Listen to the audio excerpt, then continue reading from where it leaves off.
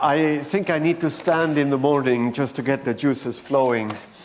The theme today is really challenging. I am a strong proponent of Britain in Europe and Britain in the world, and I will try to come back politely to these issues at the end of what I have to say, but it seems to me still that I want to give the setting.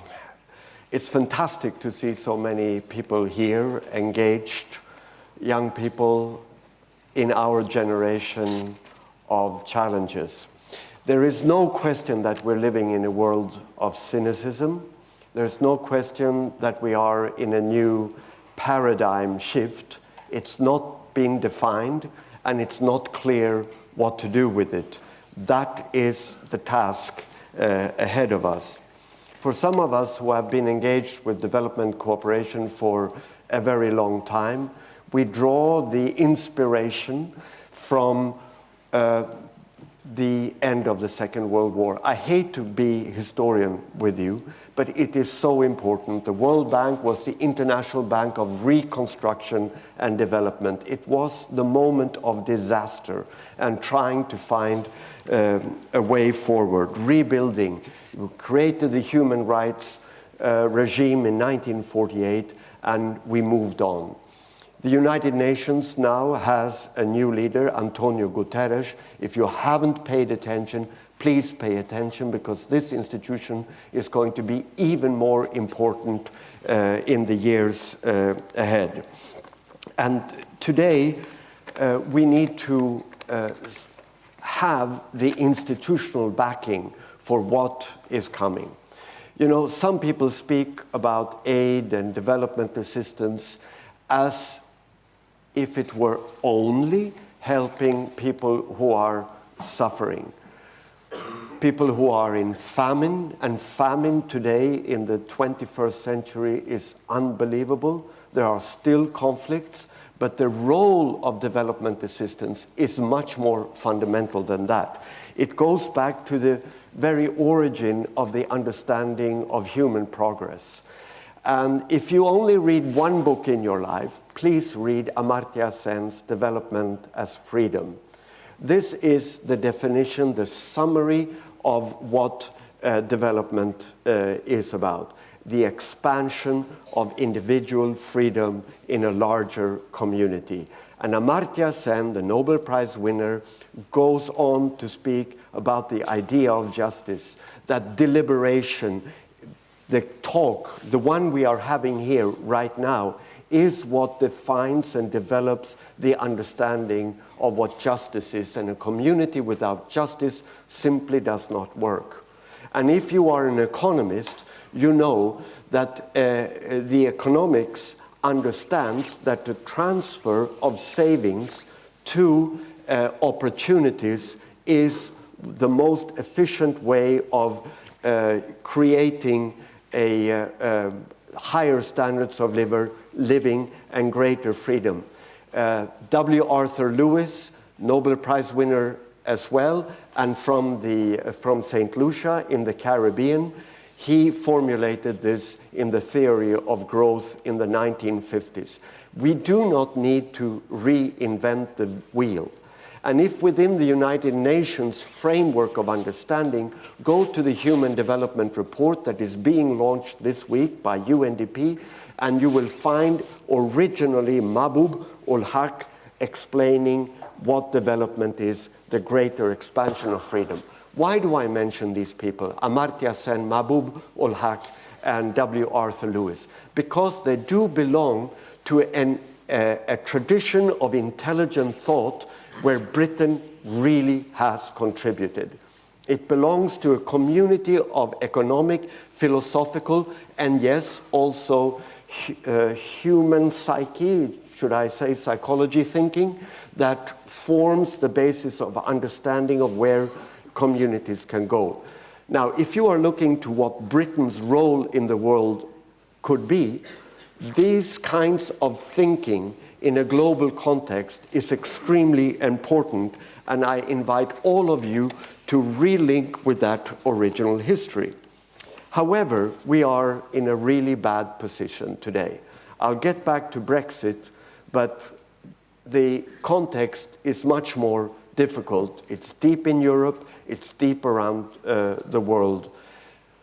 We had a framework that was created in about 1948, the international institutions, international law, human rights.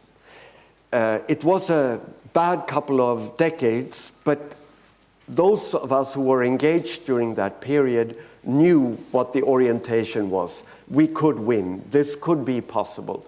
1989, in South Africa, Nelson Mandela won over apartheid. In Europe, Václav Havel won over the Cold War. We had a new face, we could do it. Now, how can it be that after '89, in 2017, we are living in this world with new tensions, with loss of orientation, and not knowing where we are? 48, '89, today, think about it. Now, there are lots of things that we know about what to do. It's not that the recipe to get out of poverty is a mystery. We know it: education, health, proper economic management, good social insurance systems.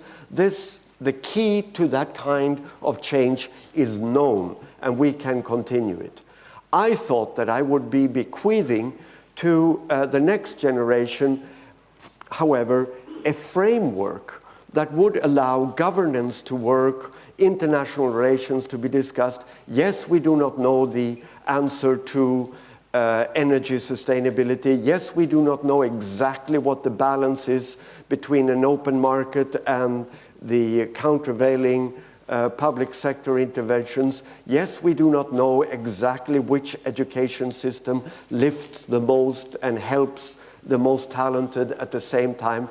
Argue this is practical work. I thought that would be easy. But in fact, we're living in a time where we might lose the basics. A friend of mine from Jerusalem, with credibility on both sides of that conflict, summarized the other evening in Stockholm the situation of today for me, and I will use it.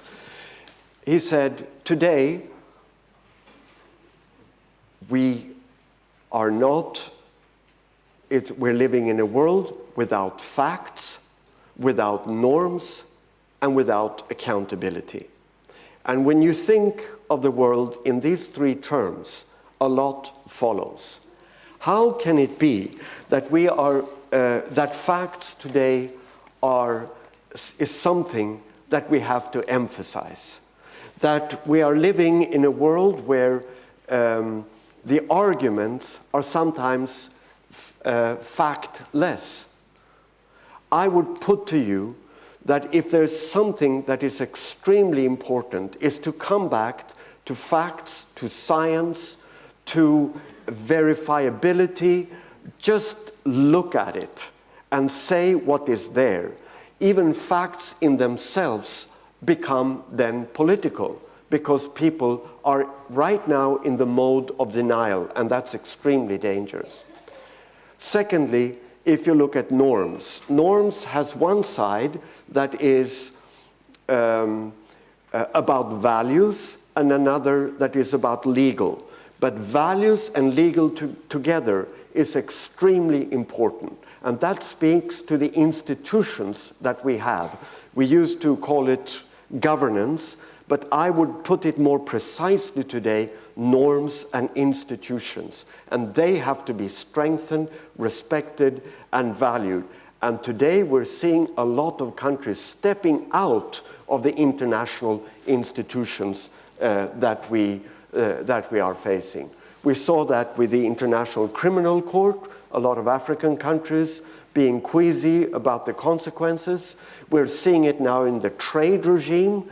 You might not necessarily be instinctively pro-trade, but I tell you there's nothing as trade in giving us greater wealth. But what has happened when Trump came in?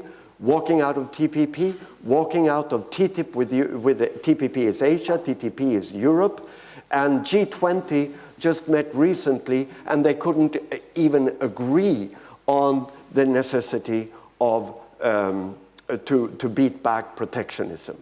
I put to you that there is a real danger that the normal institutions of today are being undermined. And then we come to accountability. There is, if you will, a description of today's paradigm shift. There are the leaders of this world who may not unite on anything else, but they do have one thing in common.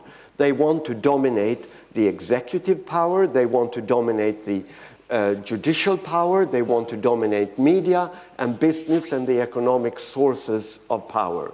That is something that is almost accepted now. You can do that without shame. Putin, Erdogan, you can pick your leader around the world, and they're providing a different paradigm from the one that we tried to build up from the mid-40s to 89 to today. And if you think of the world like this, you will see the challenge to yourself in a larger way. And that is extremely important. What to do at this point is something to define. We know a lot, but how to fight the political fight. In this sense, I will just then end up with a few words on Britain's role in this world.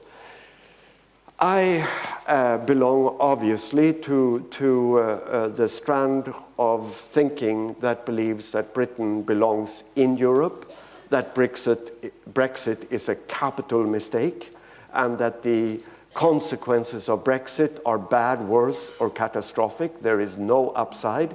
Britain cannot have political power outside of the European Union, and the economic consequences range from bad to worse depending on where you end up. That I consider a given. Now, that doesn't say that Britain doesn't have the right to choose its way forward. That's not the issue. The issue is then that for those of us who link into Britain's strong history, think about Keynes, his importance on the international institutions. Think about what I spoke about, Amartya Sen from Cambridge, Mahbub ul-Haq also within that regime, W. Arthur Lewis, this kind of thinking. This is your heritage. And that heritage has to be taken into a different space in the 21st century.